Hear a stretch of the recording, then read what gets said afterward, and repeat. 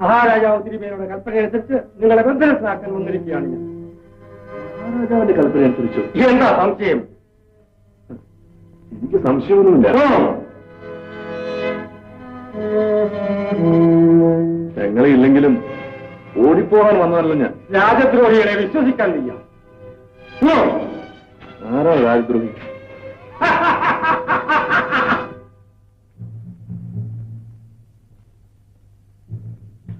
എന്തായി? അയാളെ ഞാൻ കാരാഗ്രഹത്തിൽ അടച്ചു. സബാഷ്. മഹാരാജാവിന്റെ കൽപ്പന പ്രകാരമാണെന്ന് അയാളോട് പ്രത്യേകിച്ച് പറഞ്ഞില്ലേ? പറഞ്ഞു. പക്ഷേ അയാളത് വിശ്വസിച്ച ലക്ഷണമില്ല. വിശ്വസിച്ചാലും ശരി, വിശ്വസിച്ചില്ലെങ്കിലും ശരി, രാജാവിന്റെ സഹായത്തിന് തോമയുണ്ടാകാൻ പാടില്ല. രാജാവിന്റെ മനസ്സ് മാറിയാൽ അതിനു മുമ്പ് നമുക്ക് കാര്യം സാധിക്കണം. ഞാൻ താമസിക്കുന്നില്ല. നിങ്ങളുടെ ചാരപ്രധാനി മഹിപാലിന് ഏതോ ബലമായ സംശയം തോന്നിയിട്ടുണ്ട്. അയാൾ എന്നെ പിന്തുടരുന്നുണ്ട്. സൂക്ഷിക്കണം. നിങ്ങൾ സൂക്ഷിച്ചാൽ മതി. ഞാൻ എന്റെ വാക്ക് പാലിച്ചു. ഞങ്ങളുടെ വാക്ക് പാലിക്കാനുള്ള സമയമാകുന്നതേ ഉള്ളൂ. ഞാൻ യാത്ര ചോദിക്കുന്നില്ല.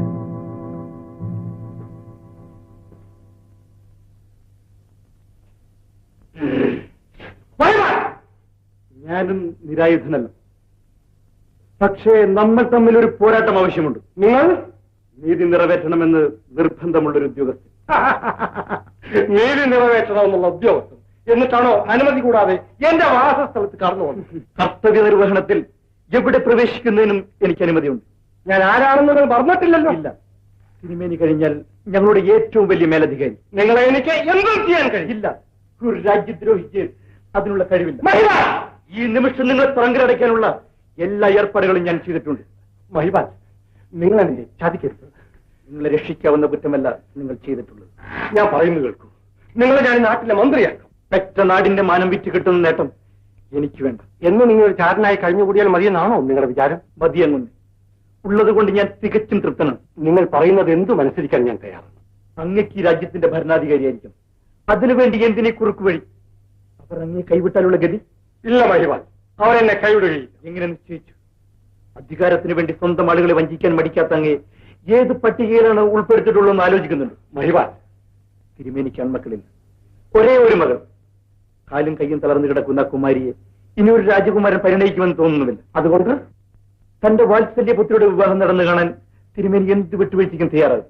വിട്ടുവീഴ്ചയോ? അതെ. രാജവംശത്തിൽ പിറന്നവനല്ലെങ്കിലും യോഗ്യനായ ഒരു വരനെ കിട്ടിയാൽ അദ്ദേഹം തൃപ്തനാകും. തെളിയിച്ചു പറയൂ.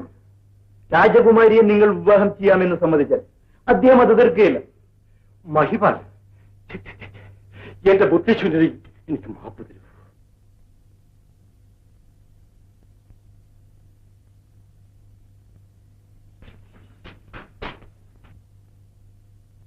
ചാരന്മാർക്ക് ഈ നർത്തകിയുടെ താമസ സ്ഥലത്ത് എന്താണാവോ കാര്യം? ഞങ്ങളുടെ ജോലി സ്ഥലത്തിന് പരിധിയില്ല. അപ്പോൾ ഈ അപൂർവ ദർശനം? കാര്യമായിട്ട് തന്നെ. അപൂർവമായി ഓരോന്ന് കേൾക്കുമ്പോൾ ദർശിക്കേണ്ടവരെ ദർശിച്ചല്ലേ വെക്കൂ. സമ്മതിക്കുന്നു. ഇനി കാര്യം കേൾക്കട്ടെ. കാര്യം കേട്ടപ്പോൾ ഇവിടെ അറിയിക്കേണ്ടാണെന്ന് തോന്നി. ശരി, അറിയിക്കണം. നമ്മുടെ രാജകുമാരി നിർഭാഗ്യവശാൽ ആലസ്യത്തിലെ. അതിന് ഞാൻ എന്ത് ചെയ്തു? നിങ്ങൾ എന്തെങ്കിലും ചെയ്തെന്ന് ഞാൻ പറഞ്ഞില്ല. പിന്നെ എന്നോട് ഇത് പറയാൻ കാരണമുണ്ട്. കയ്യും കാലം തളർന്നെങ്കിലും മറ്റപകടമൊന്നും കുമാരിക്ക് സംഭവിക്കില്ല. നല്ലത്. അവരെ വിവാഹം ചെയ്യാനും ഒരാൾ തയ്യാറുണ്ട്. ആരാണ്? ആരായാലും തിരുമലയുടെ കാലശേഷം ഭരണാവകാശം അയാൾ കിട്ടും എന്നുള്ള തീർച്ച. ഭാഗ്യവാൻ ആയിരിക്കും. പക്ഷേ നിങ്ങളുടെ ഗതി കഷ്ടത്തിലാകുമല്ലോ. എങ്ങനെ? വിവാഹം ചെയ്യുന്നയാൾ നിങ്ങളുടെ കാമുകനാണെന്ന് വിചാരിക്കും. എനിക്ക് അങ്ങനെ ഒരു കാമുകൻ ഇല്ലെന്ന് എന്നോട് പറയാനാണോ ഭാവം? എന്താ നിങ്ങൾ തമ്മിൽ പിണങ്ങിയോ? ആര് തമ്മിൽ പിണങ്ങിയെന്നാണ് നിങ്ങൾ പറയുന്നത്? നമ്മുടെ മന്ത്രി. ഓഹോ, അപ്പോൾ വിക്രമനാണ് രാജകുമാരിയെ വിവാഹം ചെയ്യാമെന്ന് സമ്മതിച്ചത്? ആരും ചോദിച്ചിട്ടല്ല. അദ്ദേഹം അങ്ങനെ ആലോചിക്കുന്നു. നടക്കാത്ത കാര്യം. എന്തുകൊണ്ട്? രാജാവ് അതിന് സമ്മതിക്കുമോ? രാജകുമാരിയുടെ ഇന്നത്തെ നിലയ്ക്ക് ചിലപ്പോൾ സമ്മതിച്ചെന്നും വരും. ശരി, നമുക്ക് കാണാം. എന്ത് വിവാഹമോ? അല്ല, മന്ത്രിയുടെ വ്യാമോഹം. ഞാൻ അറിഞ്ഞത് പറഞ്ഞു. നന്ദി. എന്നാൽ ഞാൻ ഇറങ്ങുകയാണ്. ശരി.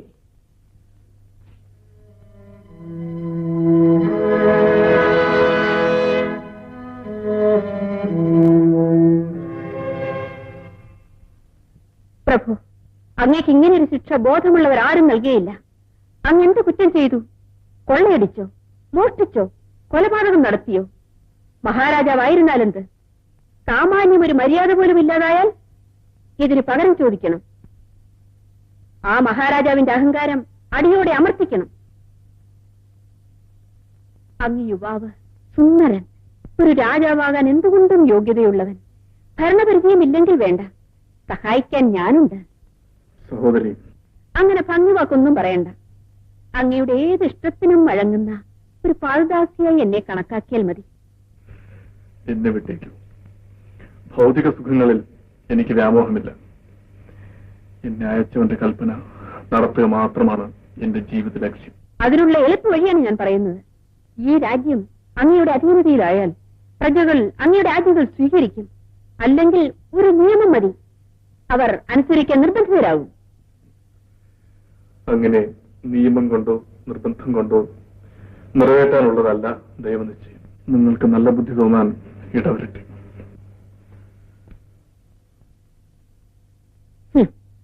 തനിക്ക് കാരാഗ്രഹമല്ല, തൂക്കുമരമാണ് യോജിച്ചത്.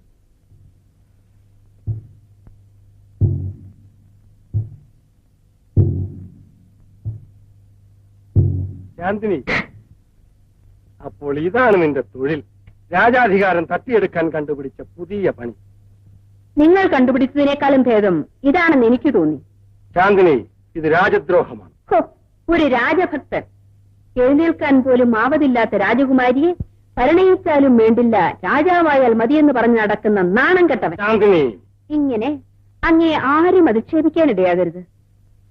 തോമയെ സ്വാധീനിച്ചെങ്കിലും എന്റെ ഹൃദയേശ്വരന്റെ ആശ നിറവേറ്റണമെന്ന് തോന്നി.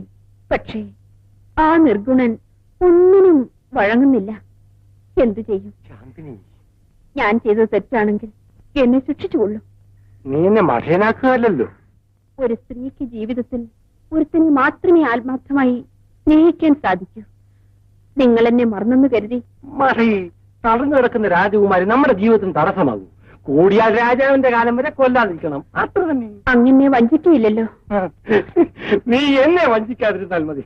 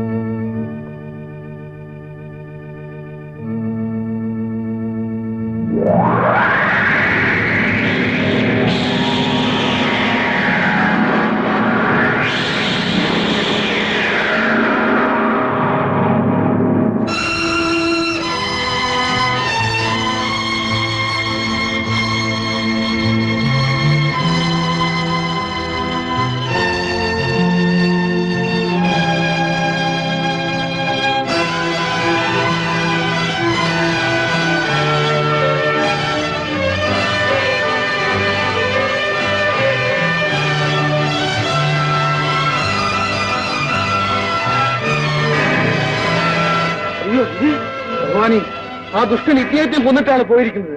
നമുക്ക് ഉടനെ തിരുമനസിനെ അറിയിക്കണം. ദൗർജന്യത്തിനെയും തല കാണുകയില്ല. ആ തോമ എവിടെയുണ്ടെങ്കിലും വിളിച്ചുകൊണ്ടുവാ. നാം ഭക്തിയോടും വിശുദ്ധിയോടും കൂടി പ്രശാന്തമായ ജീവിതം നയിക്കാൻ ഇടയാകുന്നതിന് എല്ലാ മനുഷ്യർക്കും വേണ്ടി, വിശിഷ്യ രാജാക്കന്മാർക്കും അധികാരസ്ഥാനത്തുള്ളവർക്കും വേണ്ടി മധ്യസ്ഥ പ്രാർത്ഥനകളും സ്തോത്രങ്ങളും സമർപ്പിക്കാൻ ഞാൻ അഭ്യർത്ഥിക്കുന്നു. ഇത് നമ്മുടെ രക്ഷകനായ ദൈവത്തിന്റെ ദൃഷ്ടിയിൽ ഉത്തമവും സ്വീകാര്യവുമാണ്. നമ്മുടെ കൽപ്പന ലംഘിച്ച് കാരാഗ്രഹത്തിൽ നിന്നും ഒളിച്ചോടിയ നിങ്ങൾ നിരപരാധി. എന്നെ അയച്ചവന്റെ കൽപ്പന ഞാൻ ലംഘിച്ചിട്ടില്ല. തടവ് ചാടാനും കൊലപാതകം നടത്താനുമായിരുന്നു നിങ്ങൾ അയച്ചവന്റെ കൽപ്പന. തടവ് ചാടിയിട്ടില്ല, ഞാൻ കൊലപാതകം നടത്തിയിട്ടില്ല. സത്യവും കൂടി മറച്ചുവെച്ച് ദൈവനാമം ദുഷിക്കാനാണ് നിങ്ങളുടെ പുറപ്പാട്. നിങ്ങൾ ഒരു ശത്രുചാരനാണെന്ന് നമ്മുടെ സംശയം യാഥാർത്ഥ്യമാണെന്ന് തെളിഞ്ഞിരിക്കുന്നു. മന്ത്രം കൊണ്ടോ മായാജാലം കൊണ്ടോ ഇനി നമ്മെ കബളിപ്പിക്കാമെന്ന് നമുക്ക് കരുതണ്ട. ഞാൻ ആരുടെയും ചാരനല്ല, ഒരു പ്രവാചകൻ മാത്രം. അങ്ങനെ നിങ്ങൾ ദൈവപുത്രന്റെ സന്ദേശമാകാനെങ്കിൽ എന്തുകൊണ്ട് നിങ്ങൾ നിരപരാധിത്വം തെളിയിക്കുന്നില്ല? യഥാർത്ഥ കുറ്റവാളി ആരാണെന്ന് പറയുന്നില്ല. വിക്രമനെ കൊന്നത് ആസ്ഥാന നർത്തകൻ. പ്രണയ നൈരാശ്യം. കെട്ടുകഥ കൊണ്ട് നമ്മെ തൃപ്തിപ്പെടുത്താൻ നോക്കണ്ട. നടന്ന കഥ തന്നെ പറയുവാൻ സമയമില്ലാത്തവൻ കെട്ടുകഥ എന്തിനു സൃഷ്ടിക്കുന്നു? ആരവിടെ? രാജനർത്തകി ചാന്ദിനിയെ ഉടനെ ഹാജരാക്കൂ. ചാന്ദിനി, ഈശ്വരനാമത്തിൽ നാം ചോദിക്കുന്നു, സത്യം ബോധിപ്പിക്കണം. മന്ത്രി വിക്രമനെ കൊന്നത് നീയാണോ? അവിടുത്തെ ഉപ്പും ചോറുമുണ്ട് ജീവിക്കുന്ന ഈ എളിയവൾ അങ്ങനെ ഒരു മഹാപാതകത്തിന് തയ്യാറാകുമോ തിരുമേനി? സഹോദരി, എന്നെ അറിയുമോ? കണ്ടിട്ടുണ്ട്. എന്നെ കാണാൻ ഇന്ന് രാവിലെ കാരാഗ്രഹത്തിൽ വന്നിരുന്നു. തിരിച്ചു പോരുമ്പോൾ മന്ത്രി വിക്രമൻ നിങ്ങളെ പിന്തുടർന്ന രഹസ്യം നിങ്ങൾ മനസ്സിലാക്കി. അതിലെന്ത് രഹസ്യം? കാവൽക്കാർ സാക്ഷികളില്ലേ? ഞങ്ങൾ ഒരുമിച്ചാണ് കാരാഗ്രഹത്തിൽ വന്നത്. അപ്പോൾ മടങ്ങിയതും ഒരുമിച്ചായിരിക്കണം. ഒരുമിച്ചായിരുന്നു. അല്ല, അദ്ദേഹം ഏതോ ആവശ്യം പ്രമാണിച്ച് നേരത്തെ പോയിരുന്നു. നേരത്തെ പോയിരുന്നെങ്കിൽ അദ്ദേഹത്തിന്റെ ജഡം കാരാഗ്രഹത്തിൽ കാണാനിടവന്നത്? അദ്ദേഹം എന്നെ അന്വേഷിച്ച് വീണ്ടും അവിടെ വന്നിരിക്കും. കൊള്ളാം. ഒരുമിച്ച് വന്നു, ഇടയ്ക്ക് പോയി, തിരിച്ചു വന്നു. മറ്റൊരു കാര്യം കൂടി ചോദിക്കട്ടെ. രാജകുമാരി ശുഭ ഈയിടെ നിങ്ങളുടെ വാസസ്ഥലത്തിൽ വന്നിരുന്നു. അവിടെ നിന്നും മടങ്ങി കൊട്ടാരത്തിൽ എത്തിയ ഉടനെ അവർക്ക് ആലസ്യം തുടങ്ങി. അതിന് ഞാനെന്ത് പഴിച്ചു? നിങ്ങൾ കുമാരിക്ക് കുടിക്കാൻ പാല് കൊടുത്തു. ഒന്നാം തരം കാച്ചി കുറുക്കിയ പശുവിൻ പാൽ. ശരിയാണ്. പക്ഷേ കുമാരിക്ക് പാൽ പകർന്ന പാത്രത്തിൽ വിശേഷാൽ അല്പം പൊടി കൂടി ഇട്ടിരുന്നു. പൊടിയോ? ജ്വരം പിടിപെട്ട് കാലും കൈയും തളർത്തിക്കളയാൻ ശക്തിയുള്ള ഒരുതരം വിഷപ്പൊടി. തിരുമേനി, ഇയാൾ എന്നെ മനഃപൂർവ്വം ദ്രോഹിക്കാനാണ് ഈ കള്ളക്കഥ പറയുന്നത്. ഇല്ലെങ്കിൽ കുമാരിക്ക് സംസാരിക്കാൻ കഴിയുമല്ലോ. ഞാൻ ആ പാത്രത്തിൽ എന്തെങ്കിലും ഇടുന്നത് കണ്ടോ എന്ന് ഒന്ന് കൽപ്പിച്ചു ചോദിക്കൂ. കണ്ടെങ്കിൽ കുമാരി അത് കുടിക്കില്ല. പ്രഭു, സത്യം പറയുക. നമ്മുടെ പുത്രിക്ക് സംഭവിച്ച ഈ ദുരന്തത്തിന് കാരണം കാരുണ്യരൂപിയായ കന്യാപുത്രന്റെ കടാക്ഷം കൊണ്ട് അങ്ങയുടെ പുത്രിക്ക് യാതൊരു ദുരന്തവും സംഭവിക്കില്ല. സംശയമുണ്ടെങ്കിൽ ഇതാ. ശുഭേ, ശുഭേ, ശുഭേ, ശുഭേ.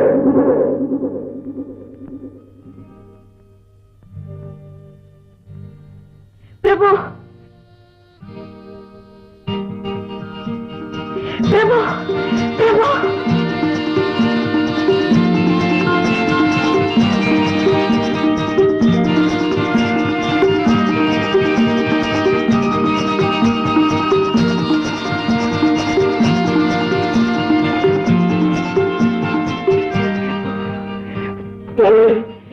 എന്റെ പൊന്നു മോളെ,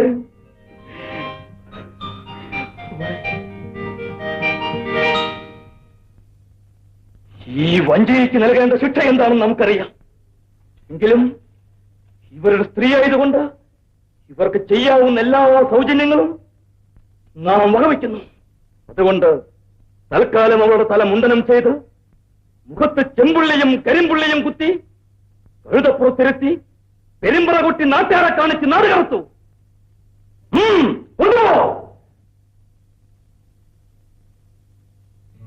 മഹാനുഭാവ, നമുക്ക് മാപ്പ് തരൂ.